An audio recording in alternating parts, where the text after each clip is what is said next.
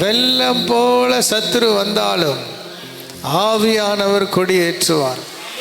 ஹல்லேலூயா. வெள்ளம் போல நம்மளை வாரி கொண்டு போறது போல சத்துரு வரலாம். ஆமென். ஹல்லேலூயா. அந்த இடத்துல தான் ஆவியானவர் நமக்காக ஜெயக்கொடி ஏற்றுகிறார். கரங்களை தட்டி ஆண்டவர் நாமத்தை மகிமைப்படுத்துங்க. ஹல்லேலூயா. எவ்வளோ பெரிய பிரச்சனை வந்தாலும், எவ்வளோ பெரிய போராட்டங்கள் வந்தாலும் அதை நீங்கள் தனியாக நின்று ஃபேஸ் பண்ணுறதல்ல. ஆமென். தனியாக நீங்கள் சந்திக்க போகிறதில்ல. உங்களோடு கூடவே இருந்து வழி நடத்துகிற ஒரு தேவனை கொண்டு எல்லாவற்றையும் ஜெயம் எடுக்க கர்த்தர் உங்களுக்கு கிருபை செய்கிறார். கரங்களை தட்டி ஆண்டவர் நாமத்தை மகிமைப்படுத்துங்க. ஹல்லேலூயா. ஆமென். கர்த்தரை தெய்வமாக கொண்ட ஜனம் பாக்கியம் உள்ளதா. ஆமென். நீங்களும் நானும் யாரு? பாக்கியவான்கள். ஆமென். ஹல்லேலூயா. நம்புறீங்களா?